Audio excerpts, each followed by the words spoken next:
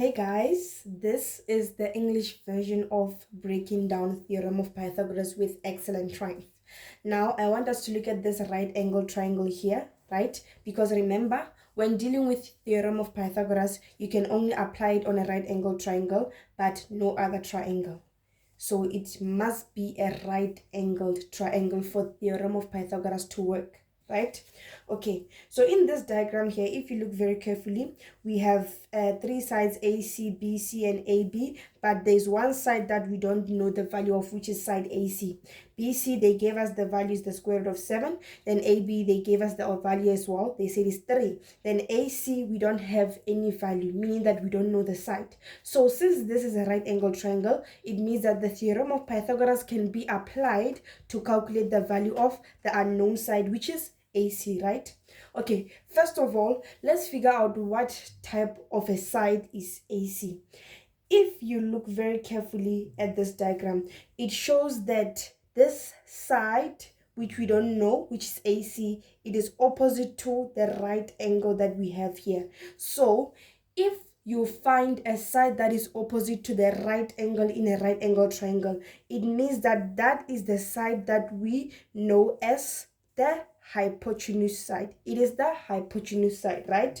And it means that we can calculate the hypotenuse side using the theorem of Pythagoras. So always know that the hypotenuse side is always opposite to the right angle, and it is the longest side. It's longer than every other side in the right angle triangle. So AC, since is the hypotenuse side, it means that its value should be longer than AB, and it should also be longer than BC, right? So how are we going to calculate it? Okay, the theorem of Pythagoras states that the square of the hypotenuse side, which would be AC squared, right?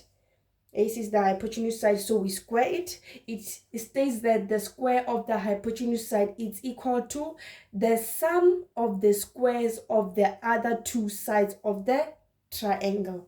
So when we have AC squared, it means that we can equate it to what? To the sum of the squares of the other two sides. The other two sides are what? We have BC. So we're going to take BC and square it as well. Then we add it together with the square of the other side, which is AB. So we're going to take AB and square it. So this is the sum of the squares of the other two sides. Right now, this is what we're going to do. After we have written down our formula, it means that we can substitute. Okay, so we write AC squared first. AC, we don't know its value, so we cannot substitute anything to it. It's the one that we are calculating, right? Then after that, we go to BC. Our BC they gave us, it is the square root of 7. So in the place of BC, I'm going to just write the square root of 7 here, then square it, plus AB is 3, so I substitute it with 3, then I square it as well. Then from here, I can say AC squared equals 2. Then here we have the square root of 7 squared, right? Remember, every time you square a square root, what's going to happen is that the square root will be eliminated because of the squared.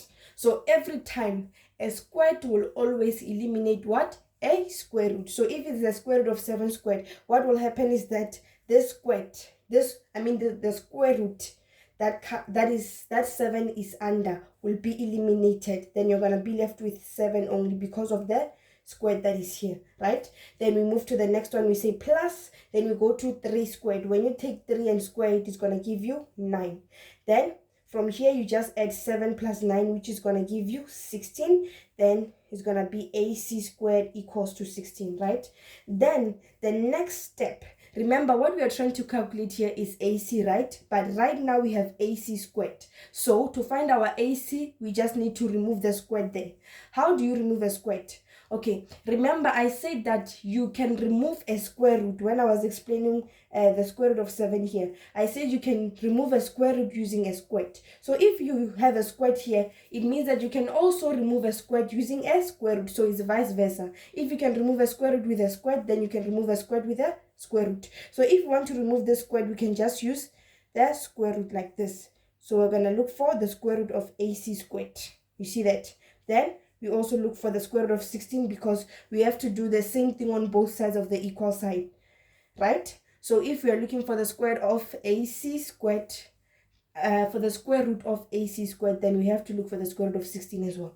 Then from here, remember the square root will cancel the squared here next to AC. Then we're going to be left with AC only. Then we say equals to, then what is the square root of 16? The square root of 16 in this case will be plus or minus 4. But since we are calculating the length of a side, it means that we're going to have to take the positive 4, not the negative, because this is the length of a side. We cannot take a negative number for that. So it means that our answer will just be 4. Then this is the length of the hypotenuse side. It's very easy to calculate. You just need to know your formula for theorem of Pythagoras and know how to substitute the correct numbers into the formula, then you're done.